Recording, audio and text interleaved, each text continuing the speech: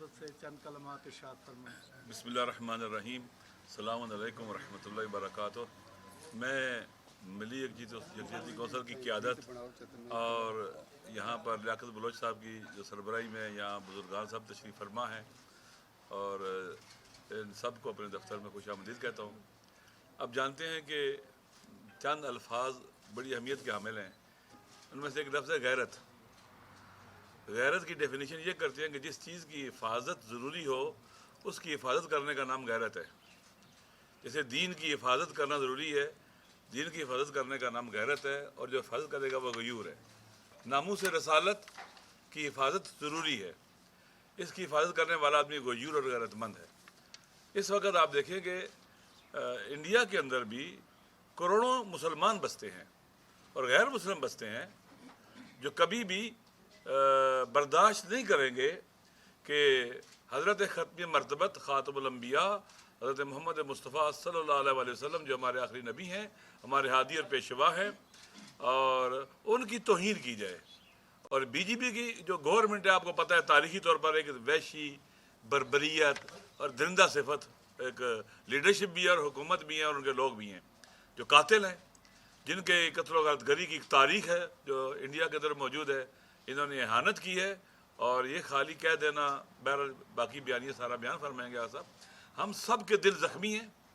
اور ہم اس کی مذمت کرتے ہیں، اور امت مسلمہ کی بھی ذمہ داری ہے، مسلمان حکمرانوں کی بھی ذمہ داری ہے کہ اس حوالے سے سٹینڈ لیں، اور انڈیا کی یہ خالی خولی معذرت بھی نہیں چلے گی۔ اسی طرح سے فلسطین کے مظلوم قبلہ اول بھی ہماری ناموس ہے،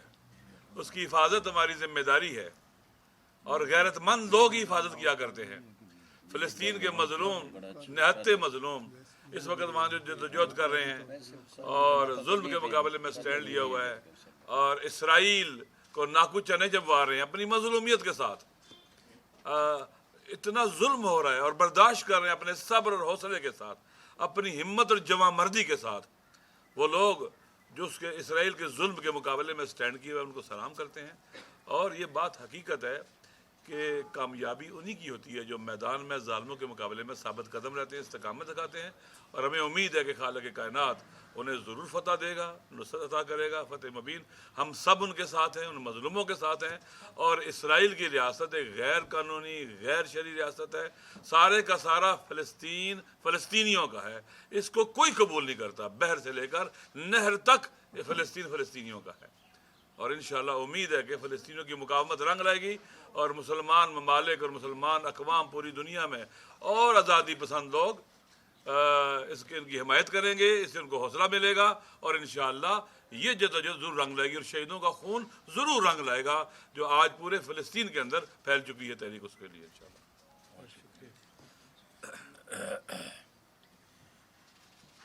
بسم اللہ الرحمن الرحیم۔ یہ مائک تو نہیں میں بہت چکنا ہے۔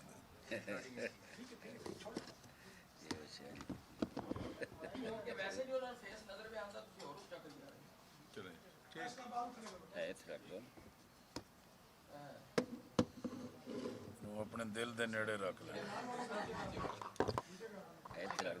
بسم اللہ الرحمن الرحیم۔ قائدین محترم اور بہت ہی معزز صحافی حضرات، میں آپ سب کا شکریہ ادا کرتا ہوں کہ آپ ملی یکجہتی کونسل کی جانب سے اس دعوت پر، اس پروگرام پر تشریف لائے ہیں۔ اسی طرح مجلس وحدت مسلمین کے سربراہ حجت الاسلام راجہ ناصر عباس صاحب کا، اور نو منتخب سیکریٹری جنرل جناب سید ناصر شیرازی صاحب کا، اور اس ہیڈ آفس کے تمام ٹیم کا شکریہ ادا کرتے ہیں کہ جنہوں نے اس اجلاس کا اہتمام کیا ہے اور ہم سب کو مل بیٹھنے کا موقع ملا ہے۔ ملی یکجہتی کونسل پاکستان کی تمام دینی جماعتوں کا ایک مشترکہ پلیٹ فارم ہے، اللہ کے دین کا غلبہ، شاعر اسلام کی حفاظت اور تمام مسالک اور مذاہب کے مقدسات کی حفاظت کرنا، یہ ہمارے پروگرام کا ایک اہم ترین حصہ ہے۔ اسی طرح عالم اسلام میں اور پوری دنیا میں امن کے لیے، عبادت اور یکجہتی کے لیے جد و جہد کرنا، یہ ہمارا مشن ہے۔ اس مقصد کے لیے ہم اندرون ملک بھی اپنے اجلاس اور کانفرنسیں منعقد کرتے ہیں۔ اسی طرح ہم نے ایک فیصلہ کیا کہ اسلام آباد میں مختلف ممالک کے جو سفیر متعین ہیں ان کے ساتھ بھی ملاقاتیں کر کے ہم اپنے موقف اور اپنی یکجہتی کا اظہار کریں۔ ابھی گزشتہ دنوں چین کے سفارت خانے میں بھی ملی یکجہتی کونسل کے وفد نے وزٹ کیا تھا اور کراچی کے سانحہ پر ان کے ساتھ اپنی یکجہتی اور تعزیت کا اظہار کیا۔ اسی طرح ہمارے پیش نظر ہے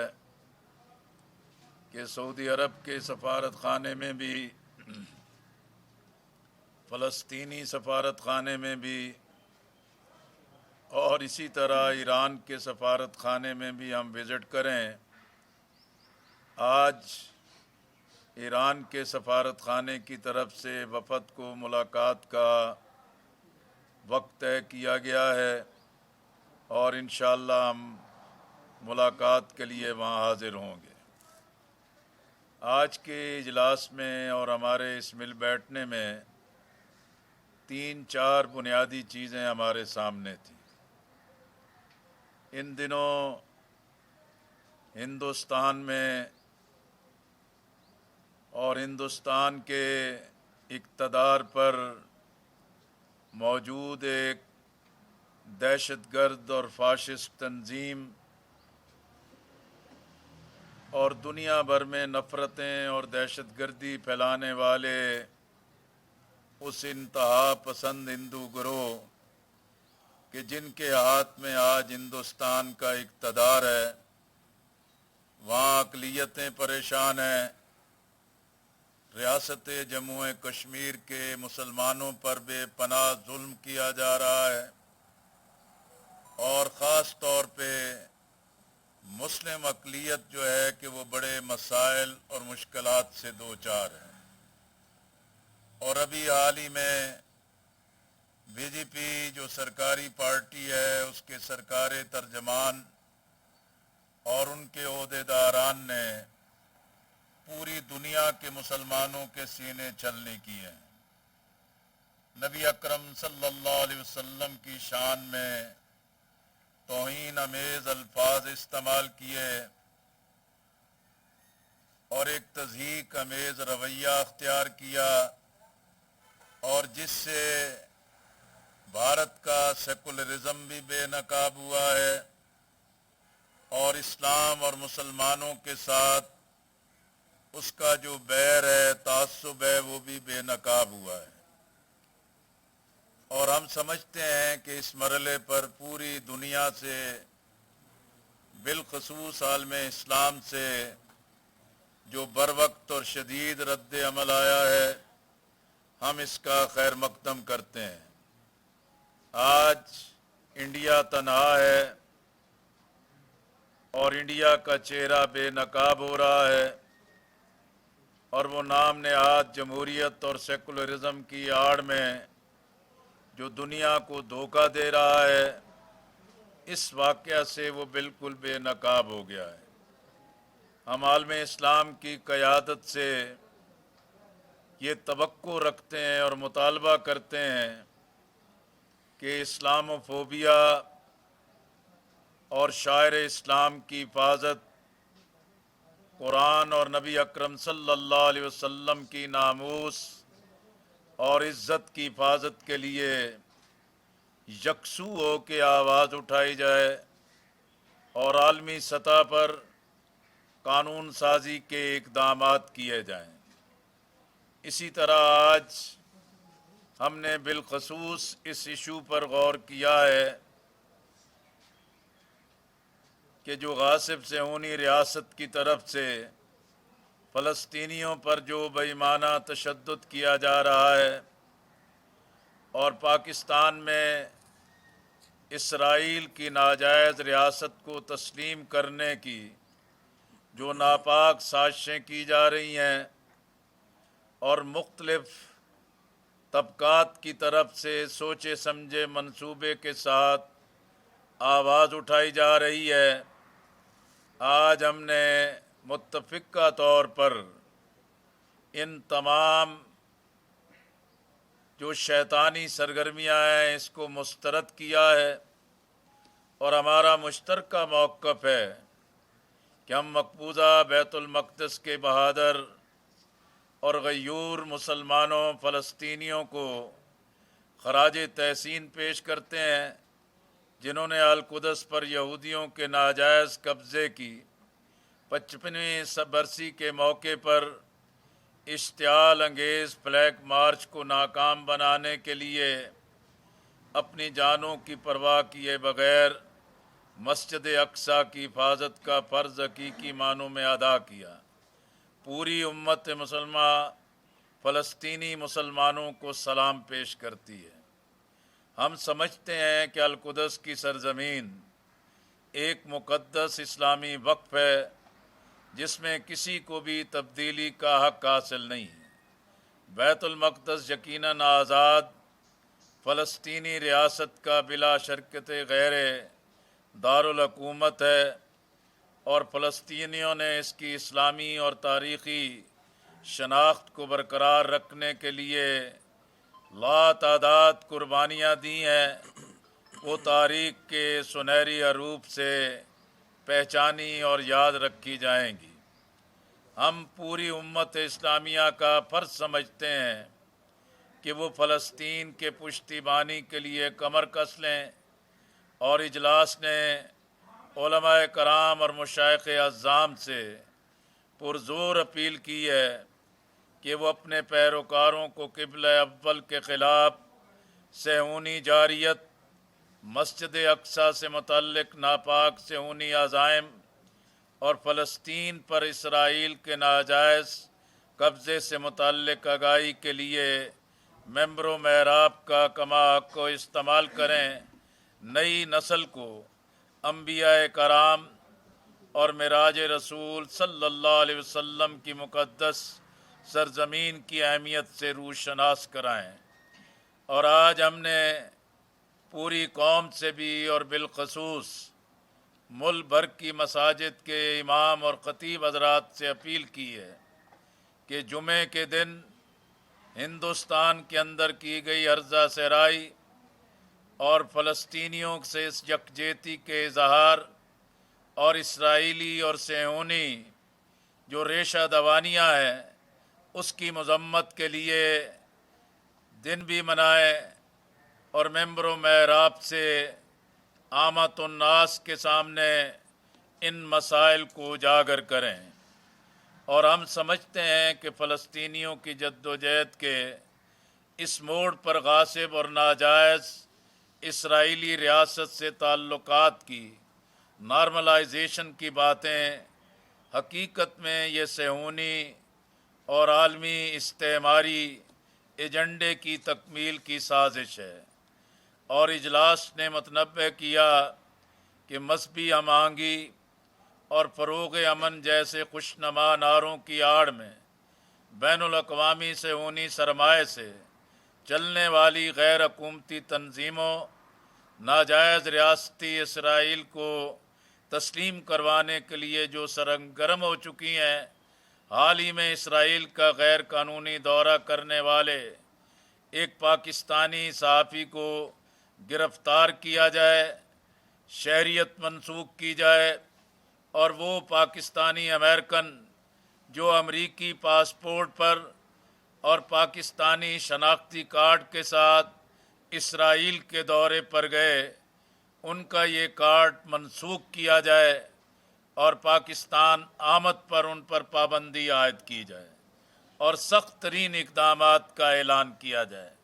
اجلاس کو اس بات پر بھی سخت تشویش ہے کہ اسرائیل اپنے قیام کے بعد سے ہی توسیع پسندانہ اور نسلی امتیاز پر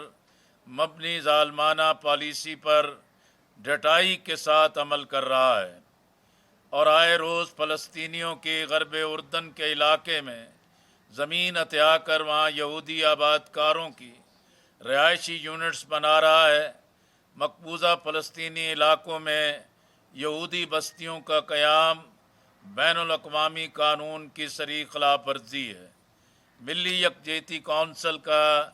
اس اجلاس نے مقبوضہ بیت المقدس میں اسرائیلی ظالمانہ کارروائیوں کی رپورٹنگ کرنے والے صحافیوں کی قابض اسرائیلی فوجیوں کے ہاتھوں ہلاکت کی مذمت کی ہے۔ گزشتہ 6 ماہ میں صہیونی افواج نے 3 صحافی قتل کیے ہیں، جن میں خبر رساں ادارہ الجزیرہ نیٹ ورک کی TRT کی خاتون صحافی بھی شامل ہیں۔ یہ اجلاس اقتصادی پابندیوں کا مقابلہ کرنے والے تمام تر فلسطینیوں اور خصوصاً اسلامی جہاد غزہ کی پٹی میں منظم حماس اور مغربی کنارے کی فلسطینیوں کے ساتھ بھرپور یکجہتی کا اظہار کرتے ہیں، اور ہم سمجھتے ہیں کہ پاکستان کے بانی قائد اعظم علیہ الرحمہ نے اور مفکر پاکستان علامہ اقبال نے اپنی زندگیوں میں ہی فلسطینیوں کے ساتھ یکجہتی کے اظہار کے لیے اور اسرائیل کی ناجائز ریاست کی مذمت کے لیے جو موقف اختیار کیا تھا، وہ آج بھی